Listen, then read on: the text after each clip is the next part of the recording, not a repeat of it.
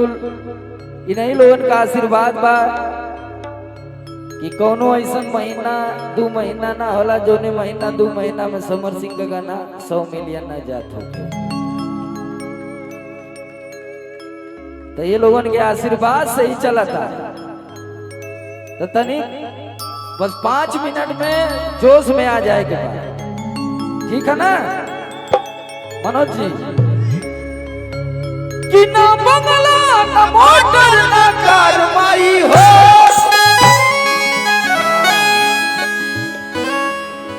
कैसे का मांगा था? कितनी दे दाना चरा कि प्यार माई हो,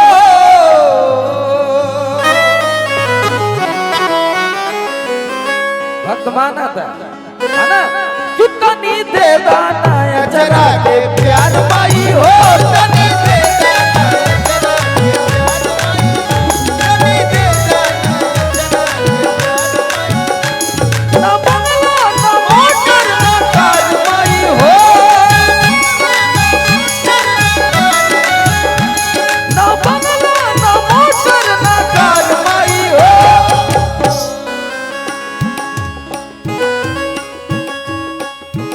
हेरो वाली हमार जितना चाची माई बहन ने तनी हाथ उठा लिया। अब चले के घरे है ना?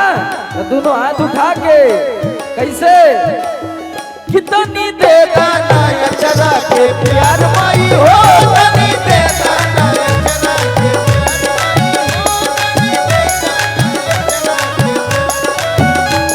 आराम से चल दिया।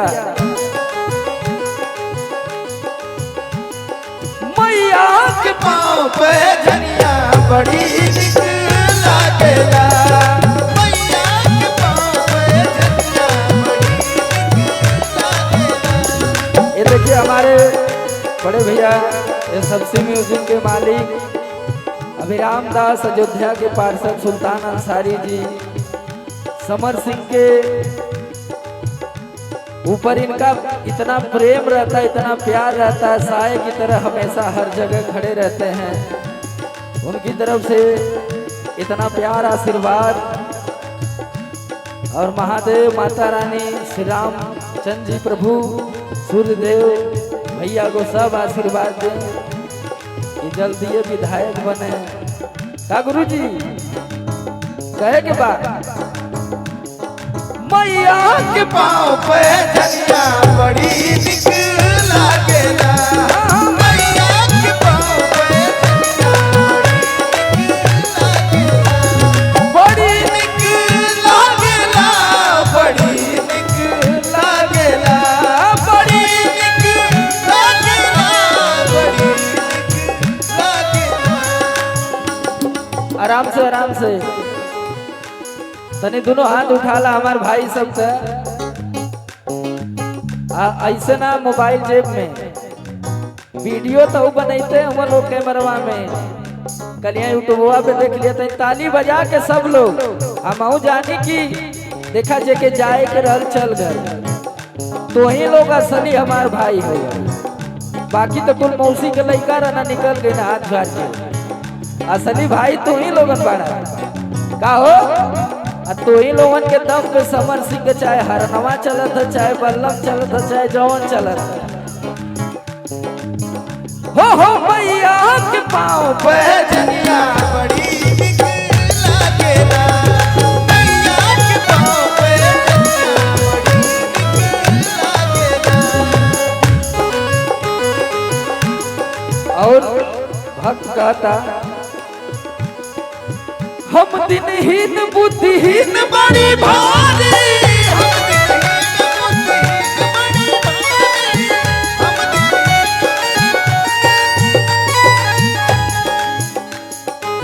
कहता कि ये माई हमके कुछ ना आवेला ना हम कुछ दुनिया का जानेला।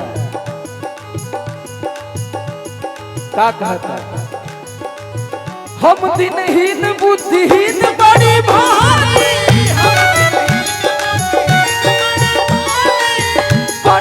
बुझ बुझा हमरो लाचारी, बुझ बुझा हमरो लाचारी, और बानियन बुझ बुझा हमरो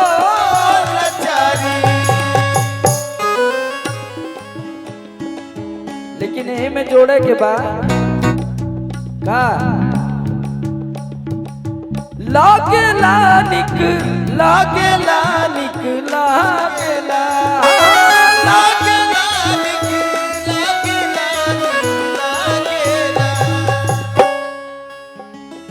अब तनी 2 नंबर में से चलते हुए के बाद है ना। हाँ कि मैया के बिंदिया लीलार बड़ी निक लागेला मैया के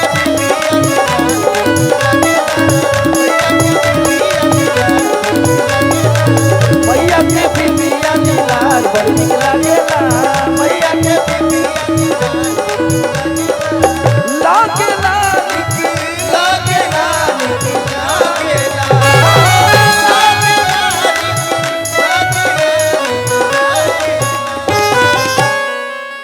एक बार प्रेम से बोलिए दुर्गा मैया की, सूरज भगवान की। तनी दोनों हथवा उठा के हमारे साथे बोले के बा ओम नमः पार्वती।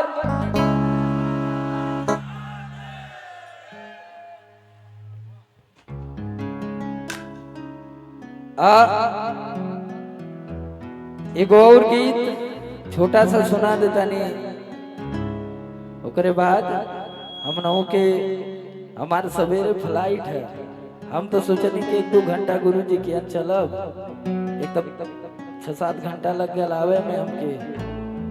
हम ना जाने कि जितना आवे में टाइम लगी उतना टाइम हमके यहाँ बैठे हो के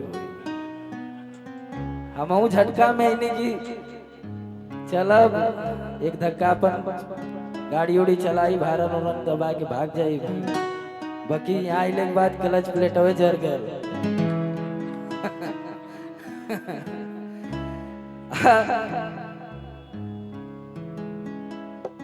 तो लोगन हुआ तो छोटा छोटा हो जाए। कहो भैया कौन वाला सुना दे बोला आ? कौन वाला थ्रेसर वाला। चला एक एक लाइन 1-2 ठे और सुना देता नहीं, फिर ओकरे बाद हमने के जायल जी भैया अगले बार आई थे जितना कलाकार लोग आला ना के हुआ ना पाई ऊपर, अकेले गायब रात भर।